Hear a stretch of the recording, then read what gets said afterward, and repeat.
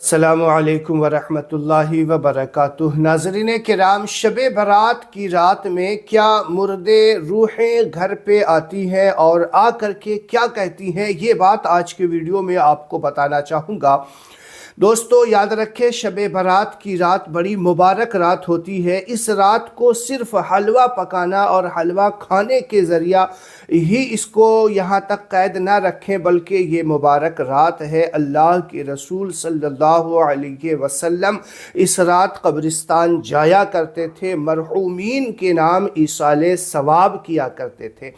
आइए मैं आपको इस रात के बारे में बताऊं कि जब मुर्दे इस रात घर पे आते हैं, दरवाजे पे खड़े हो करके क्या कहते हैं, वो अपने घर वालों से क्या सवाल करते हैं, ये बात हमें जानना बेहद ज़रूरी है, जो आज के वीडियो में आपके सामने क्लियर करना चाहूँगा। आपसे गुजारिश है कि वीडियो पूरा वॉच कीजिएगा। नाज़रीन किराम, देखिए,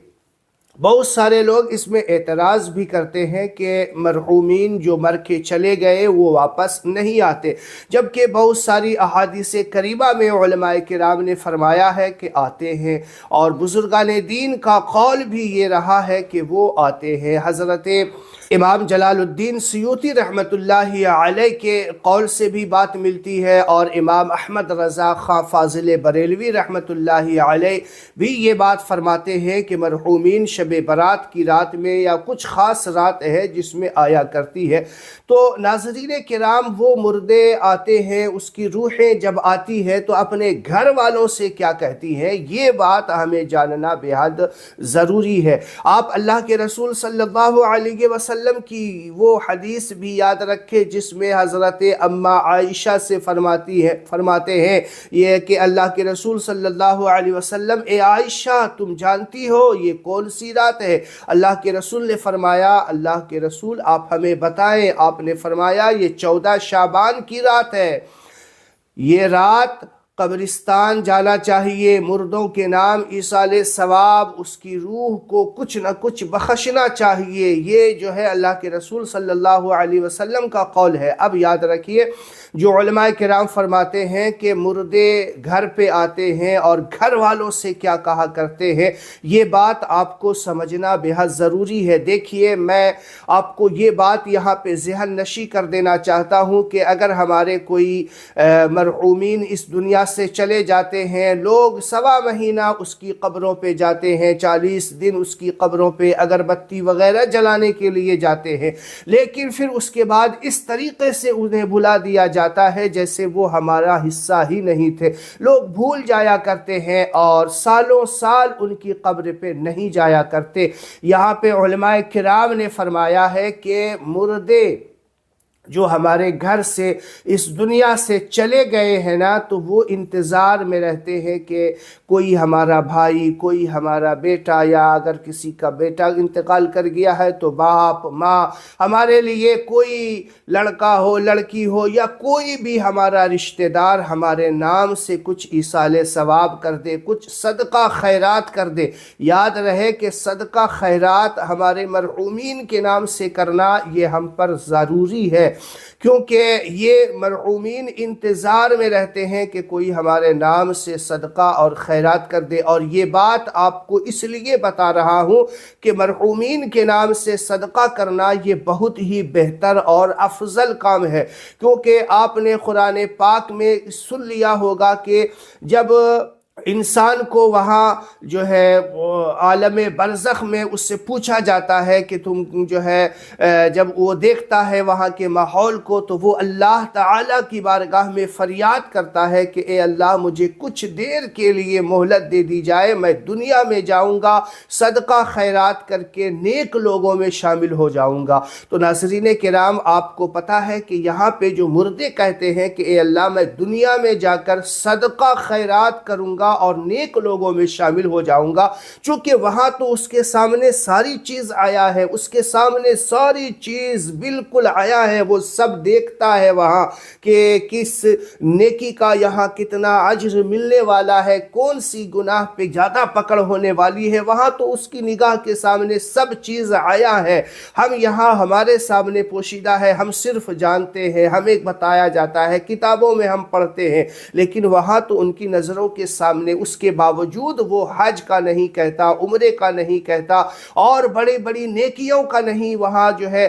کہتا، بلکہ یہ کہتا ہے کہ اے اللہ مجھے کچھ دیر کے لیے دنیا میں بھیجا جائے، میں صدقہ خیرات کروں گا اور نیک لوگوں میں شامل ہو جاؤں گا۔ چونکہ جس کے سامنے جب سب چیز ظاہر ہو جاتی ہے اور پھر اس کی زبان سے یہ الفاظ نکلتے ہیں تو ظاہر ہے کہ صدقہ خیرات کا ثواب بہت زیادہ ہے، اور صدقہ خیرات ہی کا وہ ذریعہ ہے جس کے ذریعہ انسان نیک اور متقی پرہیزگار بن سکتا ہے، جس کا اجر ہمیں وہاں بہت زیادہ ملنے والا ہے۔ اگر ہمارے والد والدہ یا ہمارا کوئی مرحوم اس دنیا سے چلا گیا ہے نا، تو اس کے نام سے ہمیں ایصال ثواب ضرور کرنا چاہیے، صدقہ خیرات دینا چاہیے۔ میں آپ کو ایک طریقہ بتا دیتا ہوں، بہترین جو طریقہ ہے وہ آپ کو بڑا اچھا طریقہ ہے، جو آپ کو ڈبل فائدے والا طریقہ ہے، وہ بتا دیتا ہوں۔ آپ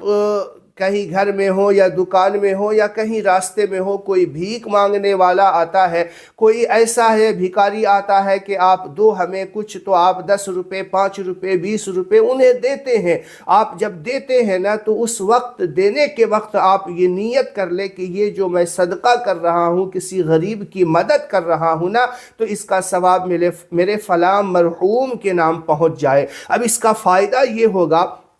کہ آپ نے 10-5 روپے جو دیے ہیں نا وہ صدقہ ہوا، اور اس کا ثواب اس مرحوم کو بھی پہنچ گیا جس کی طرف سے آپ نے کیا۔ اور کوئی ضروری نہیں کہ ایک کا نام لیں، آپ دل میں خیال کر لیں کہ فلاں فلاں فلاں 10 20 50 جتنے کا نام لینا چاہے سوچ سکتے ہیں، لے لے اور دے دے۔ پھر اس میں ہوگا یہ ڈبل فائدہ کہ اس کو بھی ثواب ملے گا، جس کا آپ نے نام لیا اس کو بھی اتنا ہی ثواب ملے گا۔ یہ 10 روپے آپ نے دیے ہیں، لیکن اس 10 روپے کا ثواب آپ نے مثال کے طور پہ 50 مرحومین کو شامل کیا ہے، تو 50 کو 10 روپے کے صدقے کا ثواب ملے گا، اور آپ نے جو خرچ کیا ہے آپ کو بھی ثواب ملے گا، لیکن کسی کے ثواب میں کمی بھی نہیں آئے گی۔ یہ بات آپ کو جاننا بہت ضروری ہے۔ یہ ڈبل فائدے والا سودا تھا جو میں نے آپ کے سامنے رکھا۔ اللہ کے یہاں کسی چیز کی کمی نہیں۔ اللہ کے رسول نے فرمایا اپنے تمام مرحومین کو شامل کر لیا کرو، اگر قرآن پڑھ رہے ہو، صدقہ دے رہے ہو تو سب کو شامل کر لیا کرو، اللہ تعالیٰ سب کو اتنا ہی ثواب پہنچائے گا، کسی کے ثواب میں کمی بھی نہیں آئے گی۔ جیسے مثال کے طور پہ یہاں پہ آپ کو یہ بتا دوں کہ جیسا کہ حدیث پاک میں آتا ہے کہ ایک شخص روزہ رکھا اور کسی